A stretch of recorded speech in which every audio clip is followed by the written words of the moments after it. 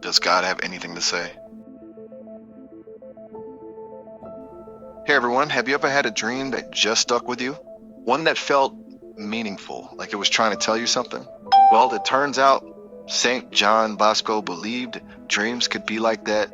This isn't about predicting the lottery numbers, but about tapping into our own souls through the language of dreams. This week we're diving into what St. John Bosco would say about your dreams, the weird, the wild, the ones that leave you scratching your head. Buckle up, folks. Telemetry about to get spiritual. The heads up.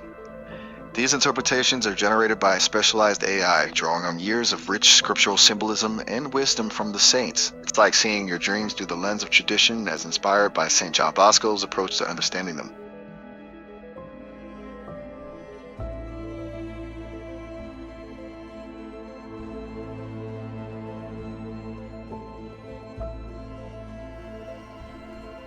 I just had another quick flash image, and this is the image. There's a woman, and she's sitting with a large sand-colored earthen water pottery vessel. It's kind of held closely between her thighs and her stomach.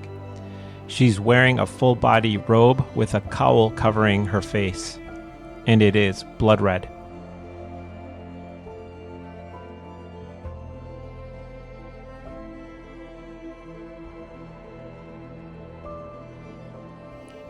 Image breakdown.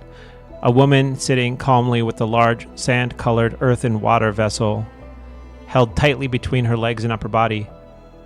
This is not a woman. This is an archetype of containment. Feminine in form, but not maternal in spirit. The woman here is a figure of stillness, waiting and concealed spiritual intent. Earthen vessel. This is immediately evocative of 2 Corinthians 4:7. We have this treasure in jars of clay. It speaks of the soul or body as a container, but the question is always, what is it holding? The position is intimate, possessive, and guarded. The vessel is not beside her, it is clutched between her thighs and chest. A zone symbolically representing fertility, womb, and secrecy. This is not a vessel being poured, lifted, or used. It is held in reserve, not for hospitality, not for offering. It is a womb without birth, a soul that withholds. She is wearing a full red gown with a cowl, sitting calmly. Now the color gives us context. Red equals judgment, blood, martyrdom, wrath. Isaiah 63:2-3, Revelation 6:4. The calm demeanor in red is not comfort, it is still wrath, collected power. The readiness for judgment or destruction. The cowl invokes a monastic or veiled identity. This is a hidden figure, spiritual authority cloaked in submission, but not truly submissive.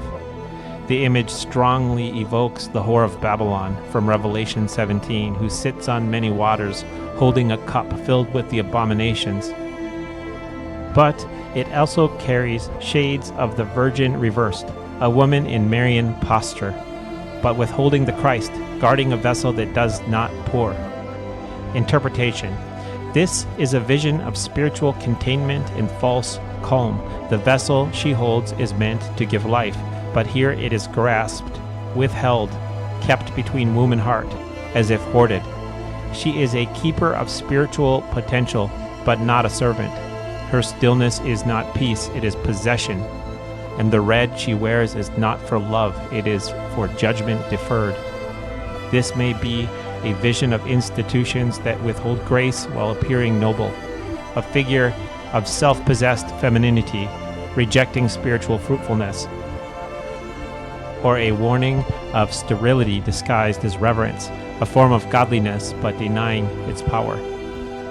She holds the vessel like a womb, but it never empties. She is clothed like a martyr, but never bleeds. She is still, but she will not pour. Final exhortation. This flash is a mirror of the age, the church, the household, the soul, dressed in red and veiled in ritual, sitting calm, guarding the vessel, but nothing flows. No water comes, no birth is given. The cross does not guard vessels, it breaks them. You must be ready to pour out what you've received. Do not sit, do not clutch, do not hoard the spiritual vessel. The figure you saw was a warning. What should be offered is being withheld, and judgment rests not on rebellion alone, but on the refusal to give what has been given. Break the jar in the sight of the men, and say to them, Thus says the Lord of hosts, so will I break this people and this city. Jeremiah 19:10-11.